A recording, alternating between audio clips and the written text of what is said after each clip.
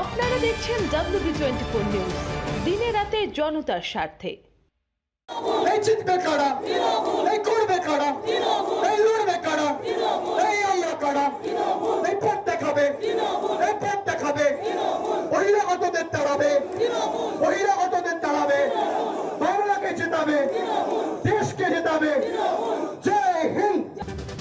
খাস তালুক ডায়মন্ড হারবারের বুকে দাঁড়িয়ে বিরোধীদের মোক্ষম জবাব দিলেন অভিষেক বন্দ্যোপাধ্যায়। আসন্ন নির্বাচনকে ঘিরে শাসক বিরোধী তরজা তুঙ্গে। মঞ্চে দাঁড়িয়ে কখনো দিলীপ ঘোষ অথবা কখনো অমিত শাহ অঙ্গুলি হিলনের মাধ্যমে শাসক দলকে তীব্র ভাষায় আক্রমণ করছেন শাসক দলের হেভিওয়েট নেতাদের। অপরদিকে বিরোধিতায় 1 ইঞ্চিও জমি ছাড়ছেন না তৃণমূল কংগ্রেস। রবিবার খাস তালুক ডায়মন্ড হারবারের বুকে দাঁড়িয়ে দিলীপ ঘোষ থেকে অমিত শাহের বিরোধিতায় আসর জমালেন অভিষেক বন্দ্যোপাধ্যায়। এদিন তৃণমূল যুব সভাপতি অভিষেক বন্দ্যোপাধ্যায়ের বিরাট সভা অনুষ্ঠিত হয় ডায়মন্ড হারবারে। কোথাও ছোট চারটে রাস্তা করতাম, কোথাও একটা টিউবওয়েল করতাম, কোথাও একটা স্কুলকে টাকা দিতাম, কোথাও দুটো অ্যাম্বুলেন্স করে পঞ্চায়েত সমিতিকে দিতাম। এখন সেটাও নরেন্দ্র মোদী সরকার কেড়ে নিয়েছে। কেন? করোনা চলছে বলে। আপনি আমার মাইনা বন্ধ করে দিন না, মানুষের টাকা কেন চাচ্ছেন? আমি মাইনা পাই 1 লক্ষ 1.5 লক্ষ সাংসদ হিসেবে। আমি ঘোষণা করছি আমার মাইনার দরকার নেই। 5 বছর সাংসদদের মাইনা বন্ধ করে দিন। কিন্তু মানুষের জনকল্যাণের জন্য যে টাকা, সেই টাকা কারার অধিকার আপনাকে কে দিয়েছে? 5 কোটি টাকা আপনি কেড়ে নিলেন। ভারতবর্ষের 543টা সাংসদ, বাংলায় 42টা সাংসদ, 42 × 5 মানে বছরে 220 কোটি টাকার ফান্ড বন্ধ। 5 বছর হলে প্রায় 1200 কোটি টাকার ফান্ড বন্ধ। কোথায় যাবে? মোদী বাবুর প্রচারে যাবে। তখন করোনা আসে না।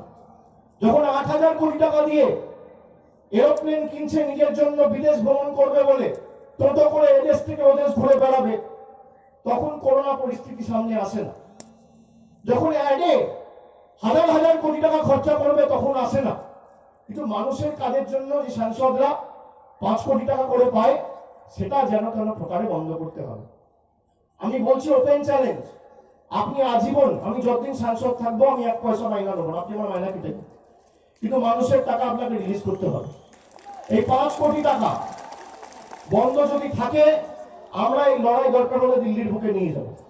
এবং আমি বলছি যে আমরা থেমে থাকবো না। আমি অনেক দিন আগে আপনাদের বলেছিলাম, এই ফলতা মথুরাপুর প্রজেক্ট জলের কাজ চলছে। 3 মাসের মধ্যে, আমি আজকে আপনাদের ডিটেলসটা দিচ্ছি, 3-4 দিনের মধ্যেই নতুন বছর শুরু হবে। মমতা ব্যানার্জি সরকারের তরফ থেকে এটা আপনাদের প্রতি উপহার। কি? এই ফলতা মথুরাপুর প্রজেক্ট, জলের প্রজেক্ট, আমি 5 বছর আগে সুব্রত মুখোপাধ্যায়ের হাত ধরে এই ফলতায় তার শুভ শিলান্যাস হয়েছিল। আজকে প্রায় শেষের মুখে। ডায়মন্ড হারবার 1 নম্বর ব্লকে 11টা রিজার্ভার লাগছে, ডায়মন্ড হারবার 2 নম্বর ব্লকে 8টা রিজার্ভার লাগছে, ফলতায় 10টা রিজার্ভার লাগছে। আর স্ট্যান্ড পোস্টের মাধ্যমে বুথে বুথে জল আগামী 2 মাসের মধ্যে শুরু হয়ে যাবে। ডায়মন্ড হারবার 1 নম্বর ব্লক 1100 স্ট্যান্ড পোস্ট করা হচ্ছে। ডায়মন্ড হারবার 2 নম্বর ব্লক 800টা স্ট্যান্ড পোস্ট করা হচ্ছে। আর ফলতায় 1000 স্ট্যান্ড পোস্ট করা হচ্ছে। সব মিলিয়ে প্রায় 2টো বিধানসভায় 3000টা স্ট্যান্ড পোস্ট করা হচ্ছে। এবং নলবাহিত পানীয় জল আগামী 2 মাসের মধ্যে আপনারা যেখানে আছেন, আপনাদের বাড়িতে, আপনাদের পাড়ায়, সব জায়গায় পৌঁছে যাবে। এটা আমি কথা দিয়ে গেলাম। আর দেখছি আপনারা চিন্তা করবেন না। অনেকের হিংসা হয় যে ডায়মন্ড হারবারে বেশি কাজ হয়, ওই জেলায় কাজ হয়নি কেন, এই জেলায় কাজ হয়নি কেন। কোন জেলায় কাজ হয়নি? যারা বলে পূর্ব মেদিনীপুরে কাজ হয়নি, দক্ষিণ 24 পরগনায় কাজ হয়েছে। এখন অনেকে আবার পার্টিবাজি করে ভারতীয় জনতা পার্টিতে যোগদান করছে। আগে ভারতীয় জনতা পার্টি আমাকে আক্রমণ করতো, তাদের নেতারা কৈলাস বিজয়বর্গীয় করতো, অমিত শাহ করতো, দিলীপ ঘোষ করতো, রাহুল সিনহা করতো, বাবুল সুপ্রিয় করতো। এখন এদের নেতা কম পড়েছে, তৃণমূল থেকে নেতা ভাঙিয়ে নিয়ে গিয়ে আমাকে আক্রমণ করতে হচ্ছে। আমি তো 29শে নভেম্বর মুচিসার মাঠে সভা করেছিলাম, বলেছিলাম ক্ষমতা থাকলে, বুকের পাটা থাকলে আপনি আমার নাম নিয়ে আমাকে আক্রমণ করে দেখান। 1 মাস পেরিয়ে গেছে। এখনো আক্রমণ করেনি রাম নিয়ে। 1 মাস পেরিয়ে গেছে, আমি তো নাম ধরে ধরে বলেছি, আমি তো বলেছি কৈলাস বিজয়বর্গীয়র ছেলে আকাশ বিজয়বর্গীয় কর্পোরেশনের আধিকারিকদের ব্যাট দিয়ে ঠেঙিয়েছে, তিনি গুন্ডা। আমি তো নাম ধরে বলেছি কৈলাস বিজয়বর্গীয় বহিরাগত। আমি তো নাম ধরে বলেছি বিজেপির রাজ্য সভাপতি দিলীপ ঘোষ গুন্ডা। আপনার ক্ষমতা থাকলে আমাকে আটকান। দিলীপ ঘোষ আবার আমার বিরুদ্ধে মামলা করেছে, দিলীপ ঘোষ আবার আমার বিরুদ্ধে মামলা করেছে কোর্টে, যে ভেঙে দাও, গুড়িয়ে দাও, স্ট্রেচারে শুয়ে দেবো, হাত ভেঙে দেবো, পুঁতে দেবো, জ্বালিয়ে দেবোর কথা বলে। সে এখন আইনের পথ অবলম্বন করছে আমার পাল্লায় করে। আমি খুশি, এটা অত্যন্ত খুশির ব্যাপার যে দিলীপ ঘোষের মতো লোক এখন কোর্টে গিয়ে কোর্টের সাহায্য নিচ্ছে। আইনত লড়াই হোক না, কত ধানে কত সাল বুঝিয়ে দেবো। আর যারা এখনো ভাবছে যে বিজেপির কথায় নাচবো, নিজের মেরুদণ্ডটা বিক্রি করে দিয়ে বাংলার মান সম্মান কৃষ্টি ঐতিহ্যকে বিক্রি করে দিয়ে লজ্জার মতো কি বলছে, বলছে বাংলাটাকে নরেন্দ্র মোদীর হাতে তুলে দিতে হবে। বাংলা কি আলু, পেঁয়াজ, টমেটো না জয়নগরের নোয়া? নরেন্দ্র মোদীর হাতে তুলে, বাংলা কি নরেন্দ্র মোদীর হাতে তুলে দিতে হবে? বাংলাটা কি বস্তু নরেন্দ্র মোদীর হাতে তুলে দিতে হবে? এক বাপের বেটা হলে আগে ডায়মন্ড হারবারটা তুলে দেখান, কত মানে কত সাল বুঝি। বাংলায় তো 42টা কেন্দ্র রয়েছে, এই ডায়মন্ড হারবারটা নরেন্দ্র মোদীর হাতে তুলে দেখা। নরেন্দ্র মোদী তো নিজে মিটিং করতে এসেছিল, লাইট হাউস মাঠে মিটিং করে গেছে, সন্ধ্যে 5টায় এসেছিল, 2 ঘন্টা নিচে গ্রিন রুমে বসেছিল, লোক হয়নি, তারপর 2 ঘন্টা পরে স্টেজে উঠেছে, 1/2 ঘন্টা ভাষণ দিয়ে পালিয়ে গেছে। আর এই এলাকার মানুষ আমাকে 3.5 লক্ষ ভোটে জিতিয়েছে। ক্ষমতা থাকলে 7টা বিধানসভা তো আছে, এই 7টা বিধানসভার মধ্যে একটা নরেন্দ্র মোদীর হাতে তুলে দেখান না। পৃথিবীর সর্ববৃহৎ রাজনৈতিক দল, আর এই ডায়মন্ড হারবার আর ভাইপোই তো একটা দলকে লেজে গোবরে করে দিয়েছে। ডায়মন্ড হারবারের সাংসদ অভিষেক নিজেই গত কয়েকদিন ধরেই শুভেন্দু অধিকারী, দিলীপ ঘোষ সহ বিজেপির শীর্ষস্থানীয় নেতারা ভাইপো বলে কটাক্ষ করছেন বিভিন্ন সভাতে।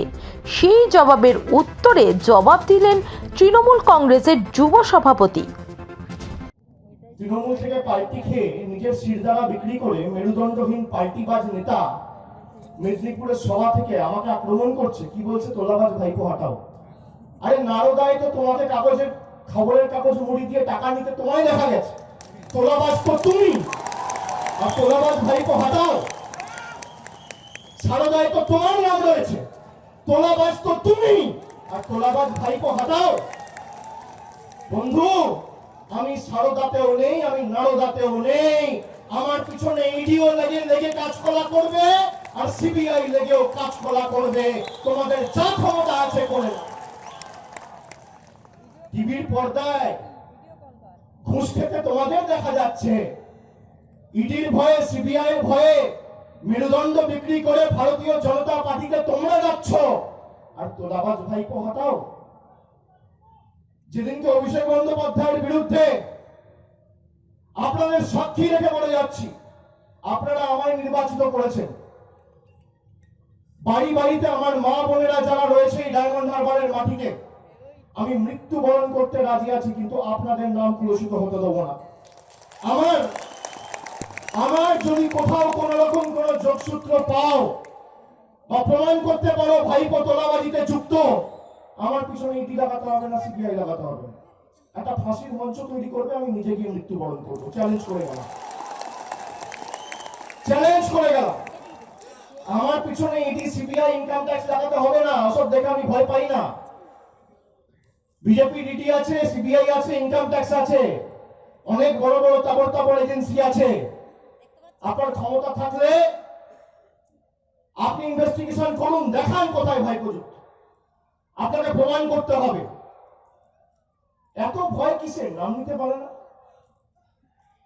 1 মাসের মধ্যে আপনি বলুন, স্বরাষ্ট্রমন্ত্রী এসছে, 2 বার আবার রাজ্যপালকে ঘুরিয়ে নিয়ে গেছে, কি করে আবার একটা ঝামেলা করানো যায়। আসছে যাচ্ছে, খাচ্ছে যাচ্ছে, চলে যাচ্ছে। এটা খেতে খুব ভালোবাসে এরা, এর বাড়িতে গিয়ে খাচ্ছে, ওর বাড়িতে গিয়ে খাচ্ছে। আরে দিল্লিতে তো এত কৃষক আন্দোলনরত, তাদেরকে তো ঠেঙিয়ে তোমার দিল্লি পুলিশ অবস্থা খারাপ করে দিচ্ছে, 35 জন মারা গেছে। তাদের ওখানে যেতে সাহস হচ্ছে না কেন? তাদের ওখানে যাওয়ার সাহস তো নেই। আর সেই দিল্লি পুলিশের যে মন্ত্রী অমিত শাহ, সেই অমিত শাহ এসে বাংলায় কখনো বাঁকুড়ায় গিয়ে খাচ্ছে, কখনো মেদিনীপুরে গিয়ে খাচ্ছে। আর যাদের বাড়িতে খাচ্ছে তারা আবার কি বলছে, যে আমাদের বাড়িতে খেতে এলো, ভাবলাম একটু সমস্যার কথা জানাবো, না শুনে পালিয়ে গেল। 10টা করে টিভি ক্যামেরা নিয়ে যাচ্ছে, ক্যামেরা গুলো সারাদিন খালি ওই চালাচ্ছে, অমিত শাহ কি দিয়ে খেলো, পোস্তর বড়া, এই তরকারি, 100 গ্রাম ভাত, সারাদিন সকাল থেকে রাত এই চালাচ্ছে। আর দিল্লিতে এত বড় একটা কৃষক আন্দোলন চলছে জনবিরোধী কৃষি আইনের বিরুদ্ধে, কোনোদিন খবরে আসে না। আপনারা বলুন তো, আজকে সব দিক, আজকে মিডিয়া থেকে শুরু করে আপনারা বলুন, ইন্ডিপেন্ডেন্টলি কেউ কাজ করার সুযোগ পাচ্ছে, স্বাধীনভাবে কেউ কাজ করার সুযোগ পাচ্ছে? কেউ পাচ্ছে না। আমি মিডিয়াকে দোষ দিই না, যদি 4টে নেগেটিভ খবর করে পরের দিন এদের হাউসের বিরুদ্ধে ইডি সিবিআই কে লাগিয়ে দেয়। তো ইডি সিবিআই কে তো লাগাবেই,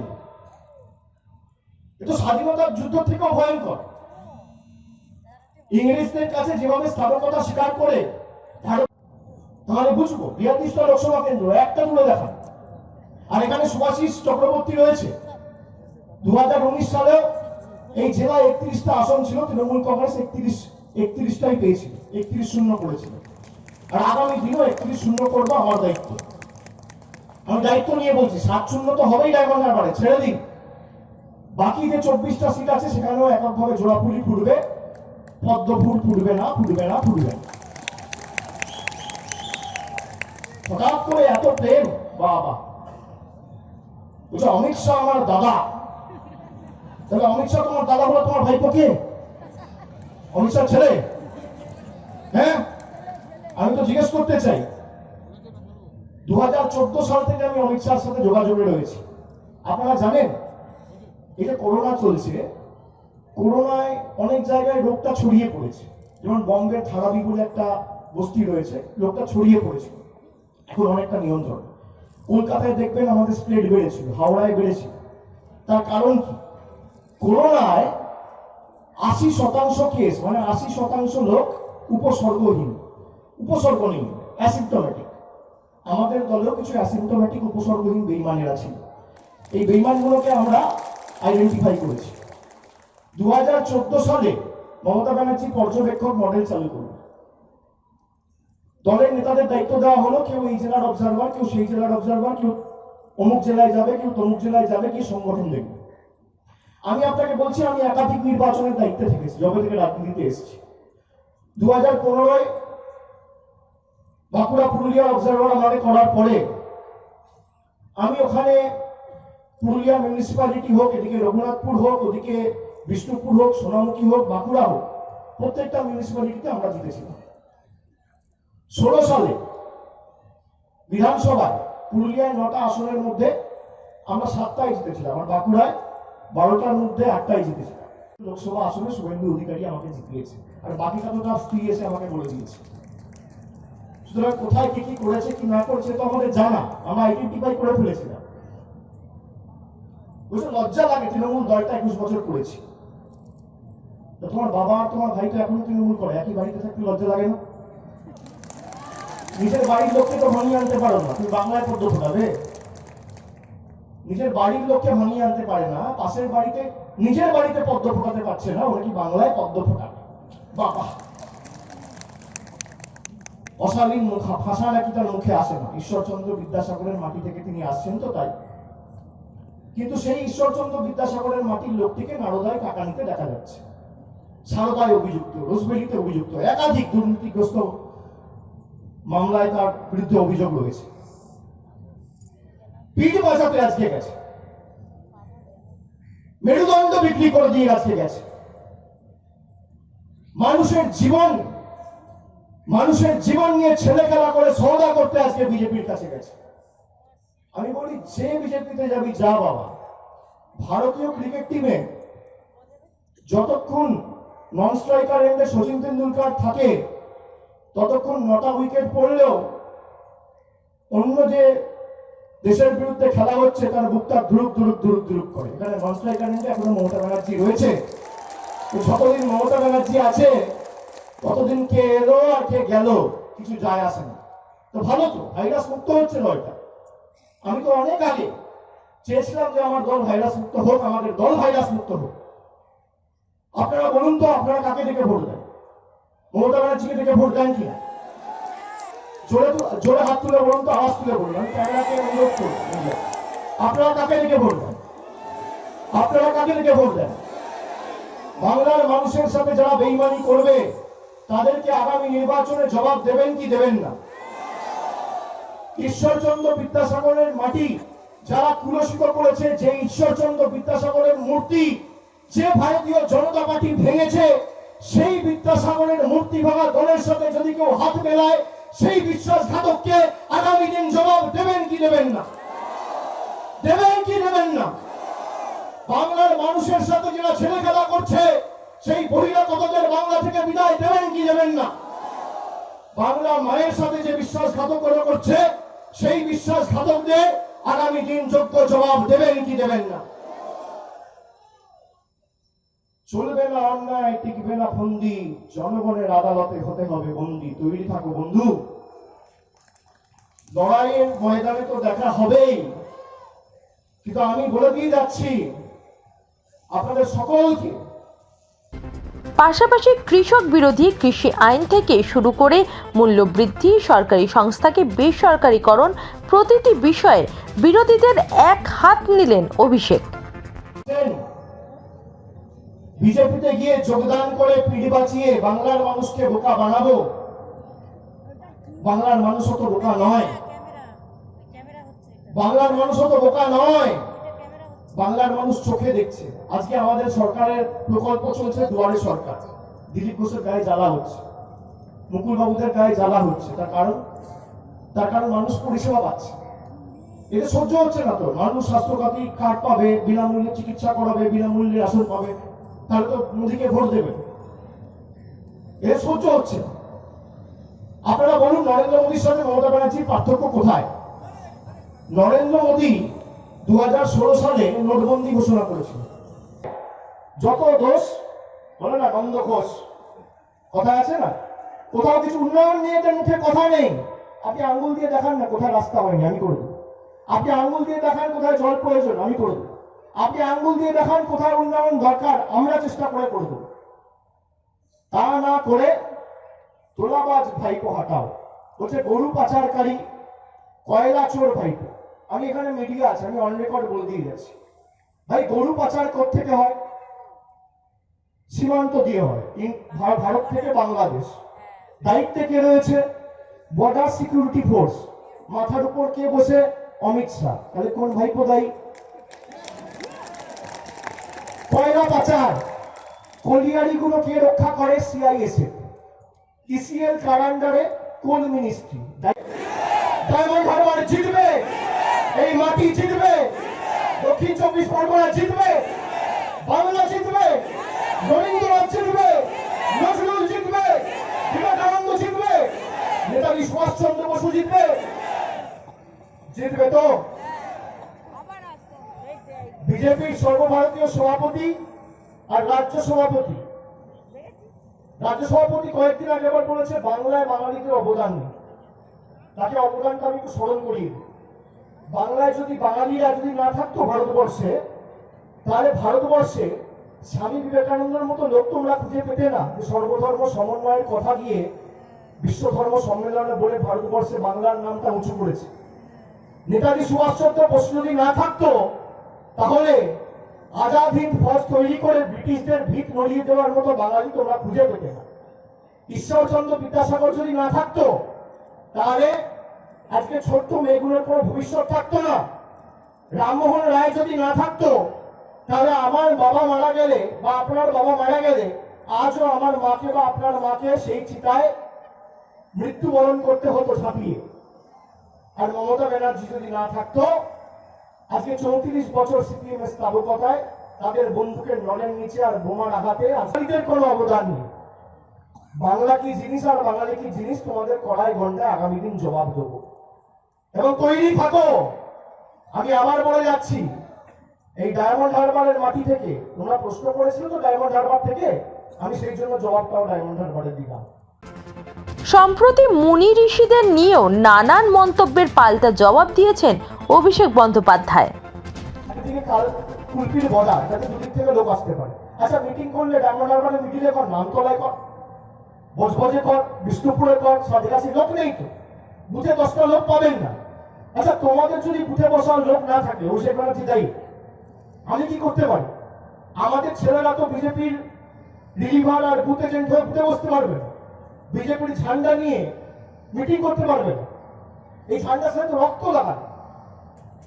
অনেকে বলে মমতা ব্যানার্জিও বিজেপির হাত ধরেছিল। হ্যাঁ, মমতা ব্যানার্জি বিজেপির হাত ধরেছিল, সেটা অটল বিহারী বাজপেয়ীর বিজেপি ছিল, সেই বিজেপিতে 2002 এর রক্ত ছিল না। বলে মমতা বন্দ্যোপাধ্যায় কংগ্রেস ছেড়ে এসেছিল, মমতা বন্দ্যোপাধ্যায় বিশ্বাসঘাতক। আরে মমতা বন্দ্যোপাধ্যায় কংগ্রেসের থেকে তিরঙ্গাটা কেড়ে নিয়েছিল রে, একমাত্র দল যে নিজের দল তৈরি করে বাংলায় সিপিএমকে হাঁটিয়ে মামাটি মানুষের সরকার প্রতিষ্ঠা করেছে। বুকের পাটা থাকলে নিজের দল করে দেখাও না, বিজেপির সাথে লড়াই থাকবে। লড়াই তো আদর্শের লড়াই, লড়াই তো ব্যক্তি কেন্দ্রিক হয় না। মমতা বন্দ্যোপাধ্যায়ের বুদ্ধদেব বাবুকে পছন্দ না, তা তো নয়, আদর্শের বিরুদ্ধে লড়াই, ভিন্ন মত রাজনৈতিক মতাদর্শের লড়াই। আমার সিপিএম কে পছন্দ না, আমি মরে গেলেও সিপিএম এর সাথে হাত মেলাবো না। আমার নরেন্দ্র মোদীর বিজেপিকে পছন্দ নয়, আমি মরে গেলেও বিজেপির সাথে হাত মেলাবো না। এই নেতারাই তো 6 মাস আগে বলেছে বিজেপি হাটাও, দেশ বাঁচাও। এই নেতারাই তো 1 বছর আগে বলেছে 2019 বিজেপি ফিনিশ। এই নেতারাই তো বলেছে বিজেপি অবাঙালিদের দল, বাংলা পড়তে জানে না, লিখতে জানে না, বসতে জানে না। আর এখন বিজেপির দলে হাত মিলিয়ে বড় বড় বুলি বলা হচ্ছে, বড় বড় কথা। মমতা বন্দ্যোপাধ্যায় এই করেনি, তাই করেনি। আরে মমতা বন্দ্যোপাধ্যায় লোকের যোগ্য হতে তোমাদের সাধুবার জন্ম নিতে হবে। মমতা বন্দ্যোপাধ্যায় সিপিএম এর সাথে লড়াই করতে গিয়ে কংগ্রেস থেকে বেরিয়ে এসে বিজেপির হাত ধরেনি। মমতা ব্যানার্জি নিজের দল তৈরি করেছে, যে দলের নাম তৃণমূল কংগ্রেস, যে দল আজকে 10 কোটি মানুষের জীবনের উন্নয়নের ধারাকে পরিচালনা করছে। এবং আপনাদেরকে আমি বলে দিয়ে যাচ্ছি, আপনারা কোনোভাবে বিচলিত হবেন না। কারণ ক্ষোভ বিক্ষোভ থাকতে পারে, ক্ষোভ বিক্ষোভের বহিঃপ্রকাশ ইভিএমে হবে, আর অন্য কোনোভাবে হবে না। এটা আপনাদের সকলকে আমাকে কথা দিতে হবে। কথা দিচ্ছেন? এবং লড়াইটা আমরা তো বুঝে নেবো, যতদিন আমি আছি কড়ায় গন্ডায় মাঠে ময়দানে আমরা থাকবো, লড়াই বুঝে নেবো। কে কোথায় আছে আর কে কোথায় থাকবে, সে তো লড়াইয়ের ময়দানে রাজনৈতিক ভাবে লড়াই তৃণমূল কংগ্রেস লড়তে প্রস্তুত। আমি তাই সকলকে বলবো, আপনারা ধৈর্য ধরে, আমাদের মা বোনেদের বলবো যে আজকে আপনারা দেখেছেন যে নরেন্দ্র মোদী। তবে 21শে নির্বাচনকে লক্ষ্য করে তৃণমূল কংগ্রেস যেভাবে তাদের তৃতীয়বার বঙ্গের মসনদ দখলের অসম্ভবী মনোভাবকে প্রকাশ করছেন, সে বিষয়ে কিছুটা হলেও কপালে চিন্তার ভাঁজ ফেলেছে বিরোধী শিবিরে। জীবনের নিত্য প্রয়োজনীয় জিনিসের মূল্যবৃদ্ধি কোথায় গিয়ে পৌঁছেছে? আলু, পেঁয়াজ, আদা। আজকে জিরাতে জিএসটি করে দিয়েছে 18%, আর হিরেতে জিএসটি করে দিয়েছে 3%। এই হচ্ছে নরেন্দ্র মোদীর সরকার। আপনাকে তো বুঝতে হবে, মমতা বন্দ্যোপাধ্যায় একটা 5 ফুট 2 ইঞ্চি হাইটের মহিলা, হাওয়াই চপ্পল পরে, সাদা শাড়ি পরে, কালীঘাটে টালির চালের বাড়িতে থাকে। তার বিরুদ্ধে লড়াই করতে গিয়ে ভারতবর্ষের প্রধানমন্ত্রী, স্বরাষ্ট্রমন্ত্রী, বিজেপি সর্বভারতীয় সভাপতি, একাধিক রাজ্যের চিফ মিনিস্টার, ইডি, সিবিআই, যত সংস্থা আছে সবাইকে লাগিয়ে দিচ্ছে। কিন্তু এই লড়াই বাংলা জিতবে, এই লড়াই মামাটি মানুষ জিতবে, এই লড়াই মমতা বন্দ্যোপাধ্যায় জিতবে, এই লড়াই তৃণমূল কংগ্রেস জিতবে। এটা আমি আপনাদের কথা দিয়ে যাচ্ছি। বাংলাকে হারানো, বাংলা গুজরাট নয়, বাংলা মধ্যপ্রদেশ নয়, বাংলাকে হারানো অত সোজা না। 10 দিন আগে এক কথা বললাম, 10 বছর ক্ষমতায় থেকে, মন্ত্রিত্বে থেকে, পাইকিবাজি করে, মেরুদণ্ডটা বিক্রি করে দিয়ে, তুমিও মানুষ আমিও মানুষ, আমার সাথে তোমার তফাৎটা কোথায় জানো? মেরুদণ্ড। আমার মেরুদণ্ড রয়েছে, তোমার মেরুদণ্ড। তৃণমূল কংগ্রেসটা করতে গেলে বুকের দম লাগে। বুকের দম না থাকলে গিটার হাত করে বাড়িতে ঢুকে যাও শাড়ি আর চুরি করে। বড় বড় কথা বলতে হবে না। আগামী দিন লড়াই তৃণমূল কংগ্রেস জিতবে। এবং আমি আবার আপনাদের সকলকে বলে দিয়ে যাচ্ছি যে আগামী দিন আমাদের এই রাজনৈতিক কর্মসূচি চলবে।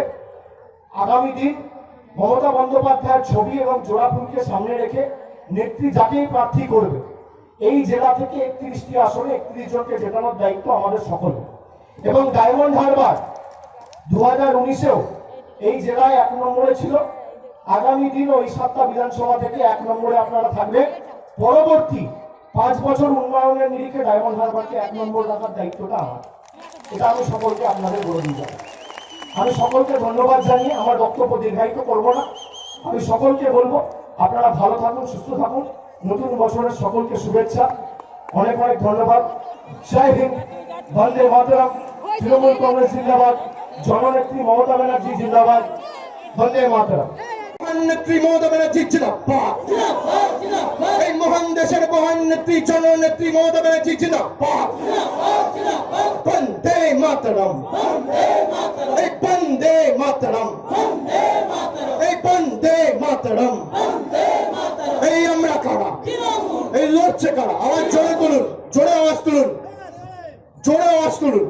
আমরা কারা, লড়ছে কারা, এই লড়বে কারা, এই দিকে দিকে, এই জিতবে কারা, এই ডায়মন্ড হারবার, এই ফলতাতে, এই দিকে দিকে, এই কলেজেতে, এই পাড়ায় পাড়ায়, এই রাস্তায়, এই দিকেতে, এই ওই দিকে, এই সামনে কারা, এই পিছনে কারা, এই কন্যাশ্রী। ডায়মন্ড হারবার থেকে সৌমিত্র পুরকাইতের রিপোর্ট, WB24 নিউজ।